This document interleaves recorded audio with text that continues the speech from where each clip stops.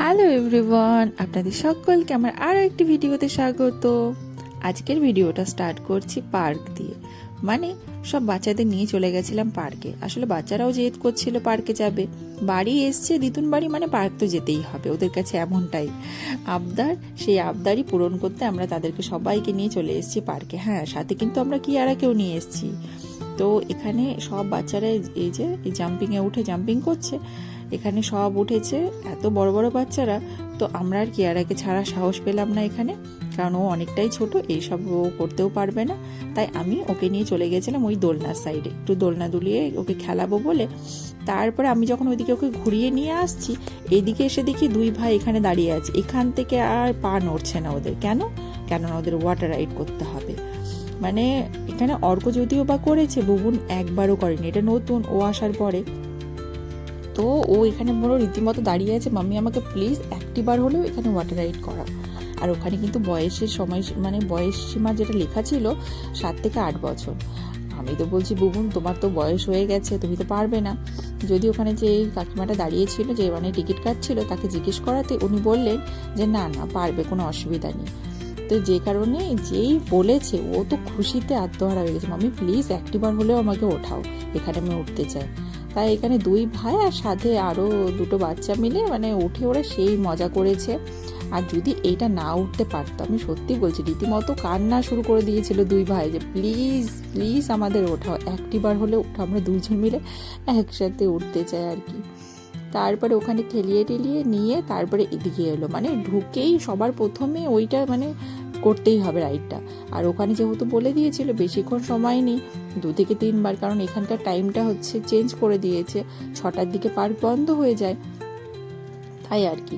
তারপরে ওখান থেকে রাইড করে চলে এসেছিলো এখানে খেলতে। এইগুলো মানে যে অ্যাক্টিভিটিগুলো আছে না, সত্যি বাচ্চাদের জন্য ভীষণ ভালো আর দরকারও এইসব অ্যাক্টিভিটি করা। আমাদের বুবুনি যেরকম মানে এরকম অ্যাক্টিভিটি বেশি করেনি, তো ও একটু ভয়ই করছিল। অন্য বাচ্চাদের দেখছি কত সুন্দর করছে আর ও ভয় পাচ্ছে। মানে আমারও ভুল, আমি খুব কমই ওকে বাইরে বের করি, ও ঘরে থাকতে বেশি পছন্দ করে। আর আমাদের এখানে বেশি মানে খেলার জায়গাও নেই, কোনো পার্ক নেই বলে আমার নিয়ে যাওয়াও হয় না তেমন আর কি। আর তো কি, এই যে দৌড়াদৌড়ি খেলে মানে দৌড়াদৌড়ি করে একাকার অবস্থা, এদের ঘেমে অস্থির, সবাই জল খেতে লেগে গেছে। কিন্তু জলটা দেওয়াটা উচিত ছিল না আমাদের, কারণ জল খাওয়ার পরে ওদের নাকি বলে পেট ব্যথা শুরু হয়ে গেছে।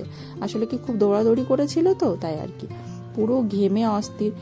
তাও কিন্তু কেউ আর থামছে না।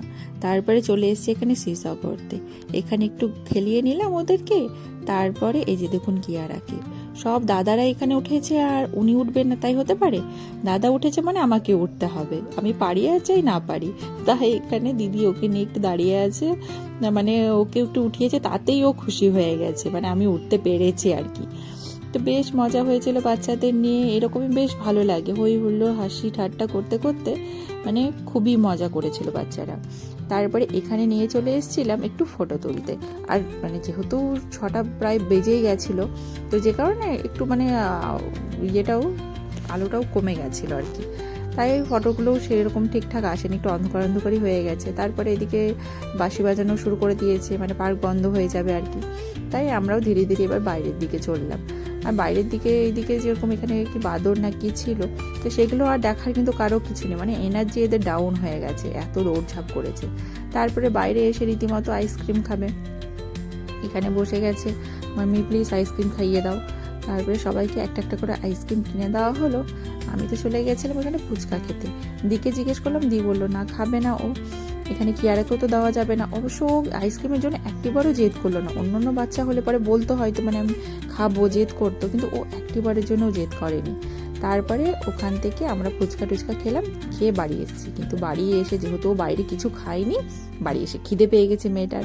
আর এখানে ও তৈরি হচ্ছিল স্যারেলাক, যে স্যারেলাকের যে ডাব্বাটা ছিল, ডাব্বার যে ঢাকনাটা ছিল, তার মধ্যে না একটু আধটু লেগেছিল স্যারেলাক, সেইটাকে দেখো কিভাবে চেটে চেটে খাচ্ছে। মানে মেয়েটার এতটা খিদে পেয়ে গেছে, বাইরে কিন্তু কোনো রকম জেদ করেনি, একটিবারের জন্য কিন্তু মাকে খোঁজেনি যে মা আসেনি, খিদে পেয়েছে। তারপরে একটু বৌদি আর একটু লাগিয়ে দিল ওখানে যে স্যারেলাক্স, ব্যাস সুন্দর করে চেটে চেটে খেয়ে নিল। আর ওকে দেখে না সেই ডায়লগটা খুব মনে পড়ছিল, ওই বাংলা একটা সিনেমা ছিল না, মা আমায় একটু হরলিক্স দেবে আমি চেটে চেটে খাবো, ঠিক সেরকমই লাগছিল, এত সুন্দর করে খাচ্ছিল, বেশ ভালো লাগছিল দেখতে। তো তো এরকম করে মজা এনজয় করলাম আমরা। আজকের মতো তাহলে ভিডিওটা এখানেই শেষ করছি। টাটা, সবাই ভালো থাকবেন।